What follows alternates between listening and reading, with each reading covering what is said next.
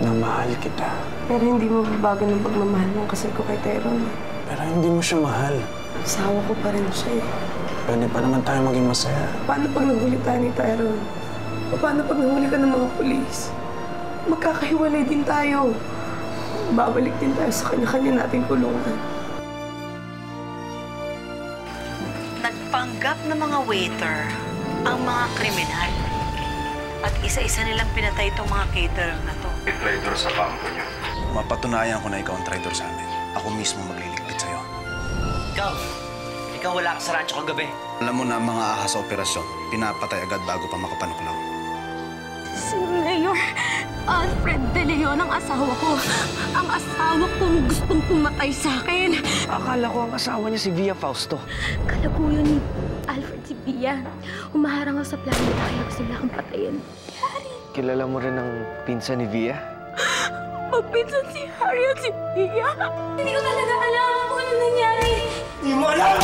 Ibig sabihin, kasabot pa nila si Harry sa plano nila laban sa akin. Ganon. Hayop! Hayop sila! Hayop! Bilangin yung mga nahuhuling araw niyo. At isa-isa ko kayong dudurugin. Pero mga iba ang tauhan dyan na pwedeng gumawa ng mga maraming trabaho ngayon para sa'yo. Ayokong sayangin tong pagkakataong ito para ipaghiganti ko ang anak kong pinatay ni Alfred. Gusto ko, sa kamay ko mismo, madudurog ang hayop pa sa hayop kong asawa.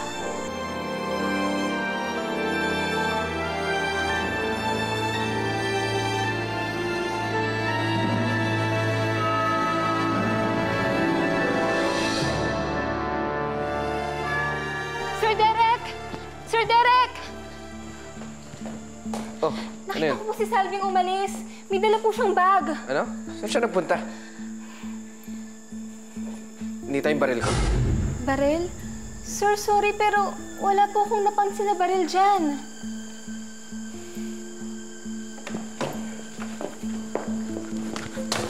I still think na dapat ituloy pa rin natin ang improvement ng patubig dito sa Barangay Tandones, Engineer Buenafe. Sir, bakit po kailangan bakbakin natin ng mga kalsada at maglagay ng bagong tubo? Kung maayos pa naman po ang water system. Kina-question mo ba desisyon ko? Hindi naman po sa ganun, Mayor. Kaya lang po, inisip ko na mas malaking pondo pong magagastos natin sa pagpapakongkreto. Pwes, wag mong intindihin yung pondo. Ang gawin mo yung trabaho mo. Dali! Sorry po, Mayor. Nagmamarunong ka pa kasi.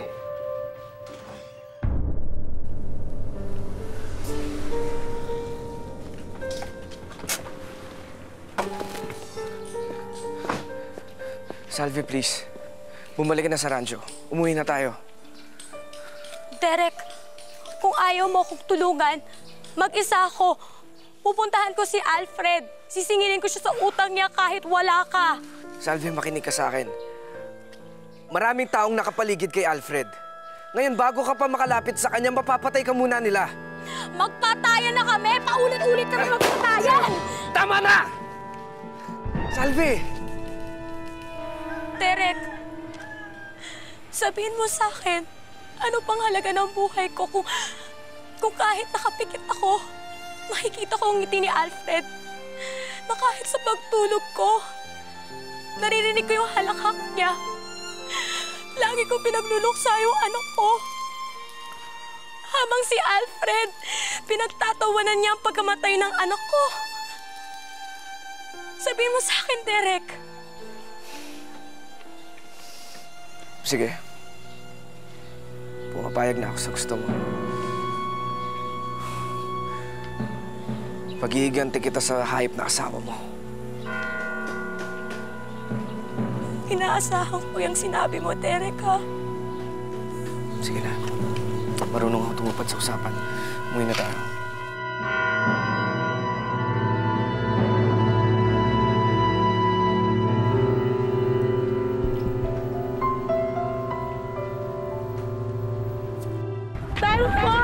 Malis ka dyan! Dyan! Melvin, takbo! Takbo na!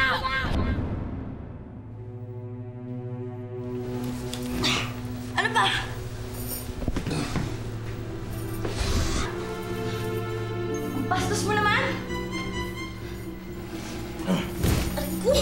Ano ba?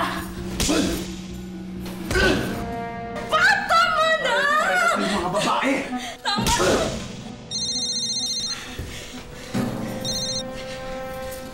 Hello? Nasa ospital si Julie? Kailangan mo matutunan ng self-defense. Ang self-defense ay isang paraan na kung saan kailangan mong protektahan ang iyong sarili sa kalaban na kahit walang gamit na weapon.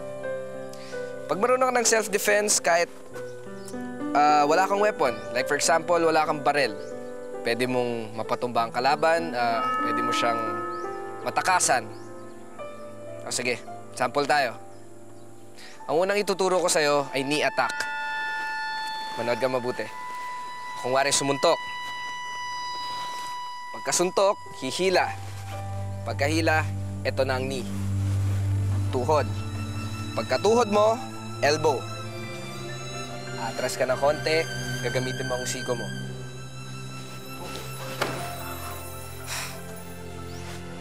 Naintindihan mo? Ganun lang ba kasimple yun? Hindi lang gano'n kasimple yun. Kailangan mo maging alerto. Sige, subukan mo sa akin.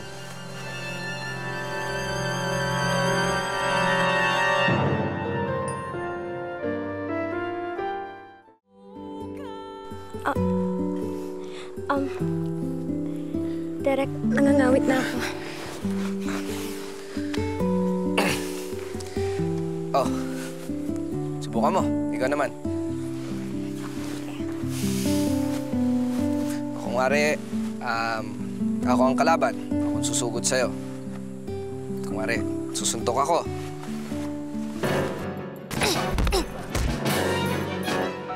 Derek! Derek! Derek, ayos ka lang? Parang napalakas yata yun, Derek! Derek, gising! Huli ka! Derek naman ang corny-corny mo eh! Very good. Not bad for the first move. Nagulat ako doon. Sige. Magaling. Ulitin natin. Julie? Tyrone. Julie, ano nangyari sa'yo? Kinidnap nila ako. Nila? Sinong sila? Namukhaan mo ba sila? Hindi. Pagkasakay nila sa amin sa van, pinaringan agad nila yung mga mata namin. Saan na yung hayop na Melvin na yun? Hindi ko alam. Pinaghiwalay nila kami. Baka nga pinatay na nila si Melvin eh.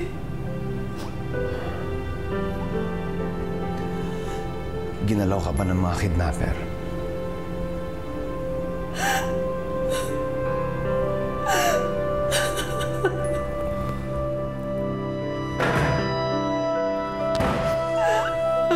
Hayop sila! Alam mo, hindi ito mangyayari kung hindi ka sumama kay Melvin. Pero, parang awa mo na. Huwag ka na magalit sa akin, no? Natakot lang naman ako sa pwede mong gawin, kaya ako sumama kay Melvin eh. Pero maniwala ka sa akin. Walang napakita sa aming dalawa. Ikaw ang asawa ko.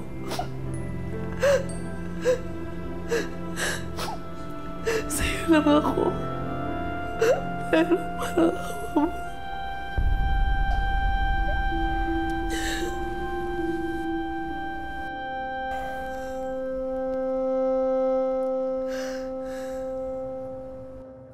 Salamat, miss, ha? Hello, ma'am. Kausap ko na yung nurse. Iuwi na raw ni Tyrone si Julie kapag may discharge order na yung doktor. Good. Very, very good. Totoo bang pinabalik mo si Julie sa mansyon ni Ma'am Evita para mag-espiya sa kanya? Yes, it's true. Bakit mo ginawa yun? Para na rin pinadala mo si Julie sa sarili niyang kamatayan. Pwede ba? Huwag mo akong sinisigawan. Baka nakakalimutan mo. Nasa loob ka lang naman ng pamamahay ko. Sinisingil mo ng kamatayan si Julie para sa isang beses na pagkakaligtas mo sa buhay niya! Bakit ka ba pumuputok sa galit? Ano ka ba ni Julie? Asawa? Kabet? May I remind you, Melvin, kami lang ni Julie ang nag-uusap. Kung ano man ang napagkasunduan namin, sa aming dalawa lang yun. Labas ka na doon. Susundan ko si Julie. Fine! Kung sa tingin mo, maililigtas mo si Julie kapag ginawa mo yan, go ahead! At siguradong malalaman ni Tyrone ang pagpapanggap ng asawa niya at papatayin niya si Julie. Yun ba ang gusto mong mangyari? Oras na may masamang mangyari kay Julie. Ano? Papatayin mo ako? Hindi mo ako matatakot, Melvin. Nagtataka nga ako kung anong nakita ni Julie sa'yo at pinagbiling ka pa ng husto sa akin. Pero if you choose to leave my mansion, then go ahead. Hindi kita pipigilan.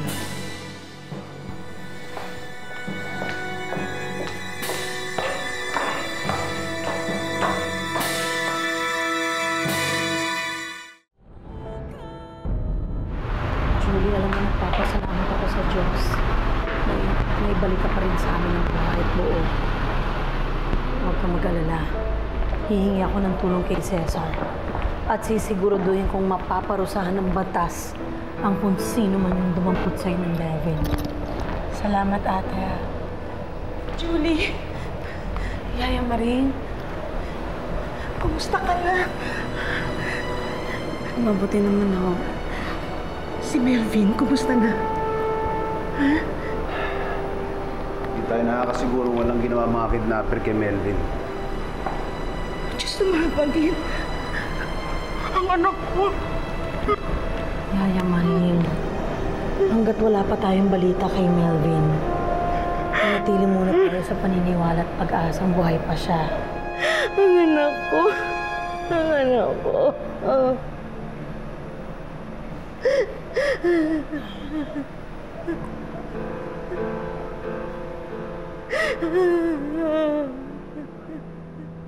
Ito ang magazine. Dito nilalagay ang bala. Lalagay mo sa loob. Kakasama mo. Ganito paghawak ng baril. Ang kanang kamay mo, ito ang pangawak mo sa baril. Sige, ikaw. Kanang kamay ang panghawak, ang kaliwang kamay, pagsuporta. Titigasan mo ang kamay mo. Ngayon, concentrate on the target.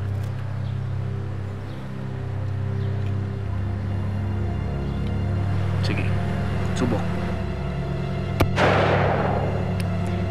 Wala akong tinamaan. Alfred, may tanong ko lang. Na-release na ba yung pondo para sa pipeline project? Pirmahan ko na lo kanina.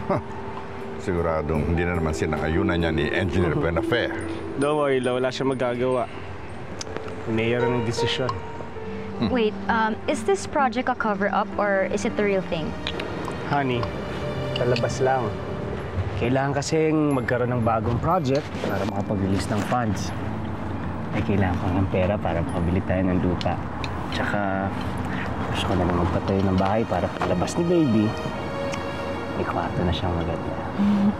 Gusto ko yan. Palasyo para sa anak natin. Ganyan talaga sa simula. Sige. Ulitin mo. Mag-concentrate ka.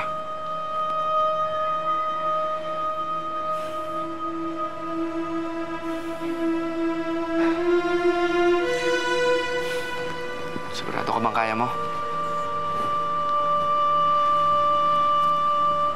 Paano bang nakakayanan ng konsensya mo? Yun ang ituro mo sa akin. Yun ang pag-aaralan ko. Iniisip ko na lang na binabawasan ko mga masasamang tao dito sa mundo. Nasa pagpatay ko sa kanila, para ko na rin pinapahaba ang mga buhay ng mga susunod nilang bibigtamin.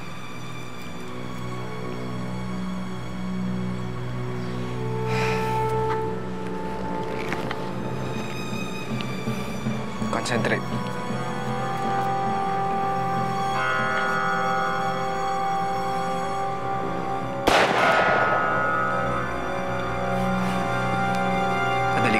matuto eh.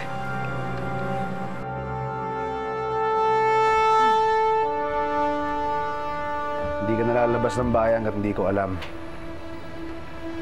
Meron na rin ako inassign na bodyguard para sa'yo para samahan ka kahit saan ka magpunta. Sigurado ka bang hindi mo nakilala yung mga kumidnap sa'yo? Sigurado.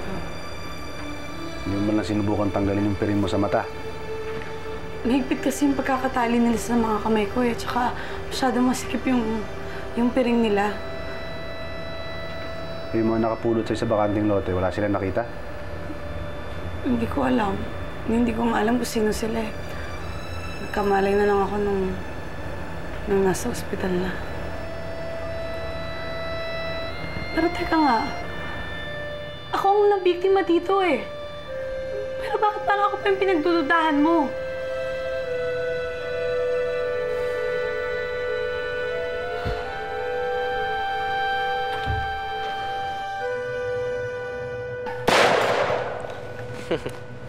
Very good. Tumitigas na ang hawak mo sa barel. Madali ka matuto, Salve. Kasi magaling nagtuturo. Handa na ako, Derek. Sigurado ka? Oo. Paano mo gusto gawin to? Gusto kong unahin si Harry.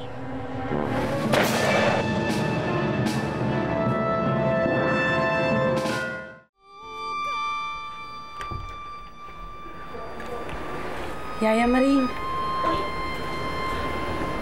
May kailangan ka?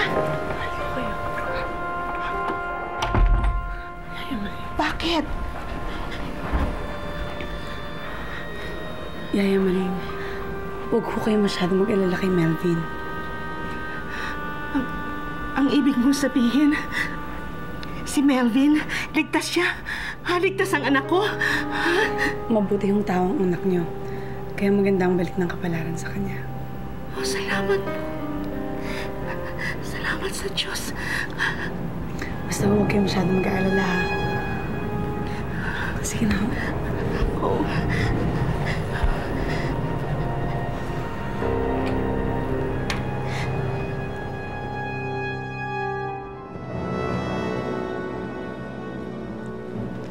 Harry?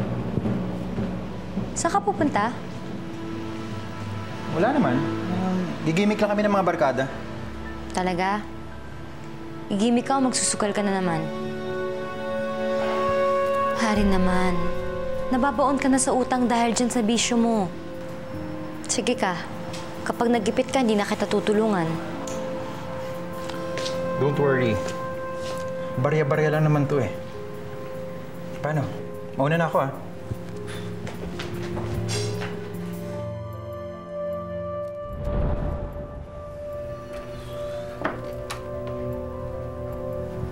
Oh, mating ka na pala.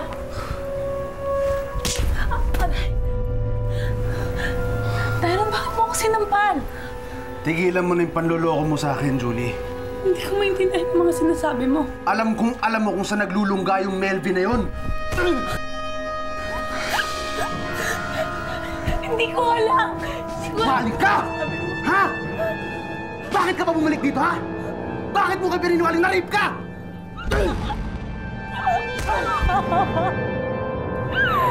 Talaga yung nangyari. Narip talaga nila ako. Balik ka! Ha? Balik ka! Taruhan!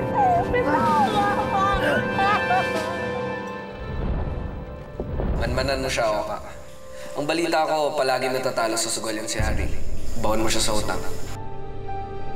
Gamitin mo yung pera yun. Kapag talong-talo na siya, tsaka ka pumasok, bigyan mo siya ng pera. Mukhang limas na po naman tol, ah. Oo nga eh. Binado ka pa ba maglaro? Oo, kaso butas ng bulsa ko. Pwede kitang pahiramin.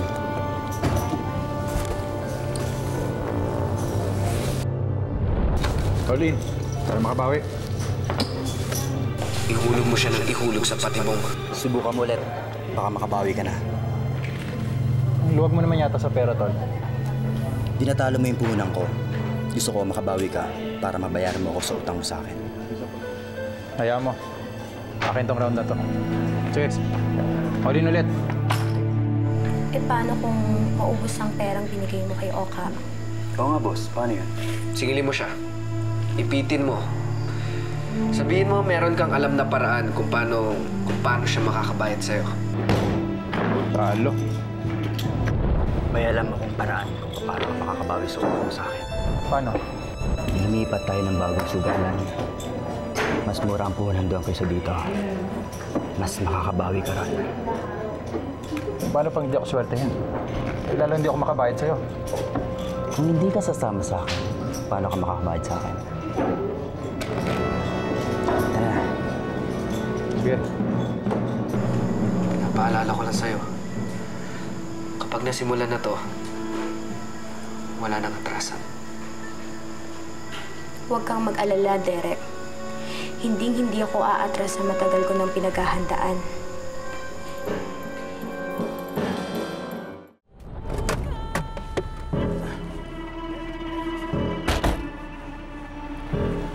Bakit dito mo ako dinala?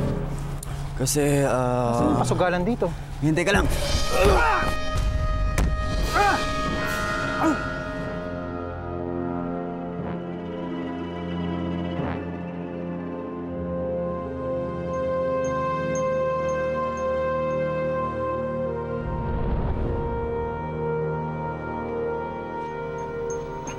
Derek?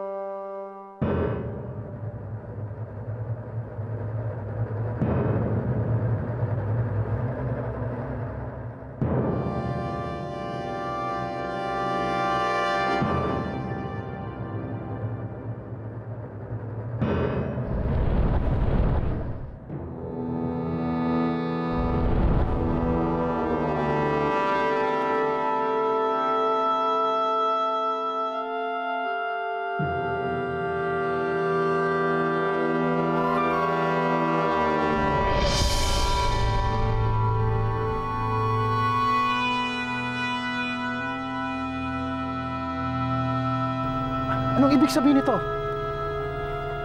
Bakit mo ko pinadukot? Malilitigan ka ng mayor at Via pag nalaman nila to. Hayaan mo. Hindi na to abot sa kanila. Hayop ka! Sige, bugin nyo na yan. Oh, tama na.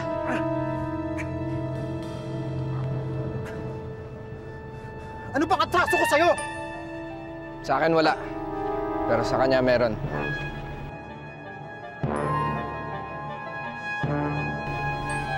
Salve? Kamusta ka, Harry?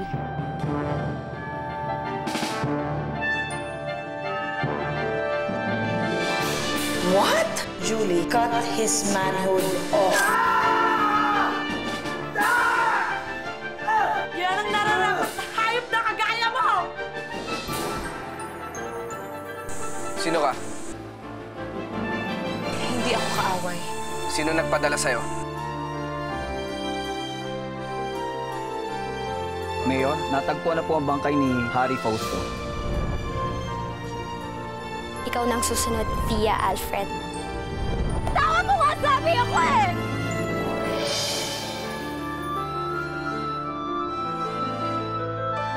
Kamusta ka, Via? Salve?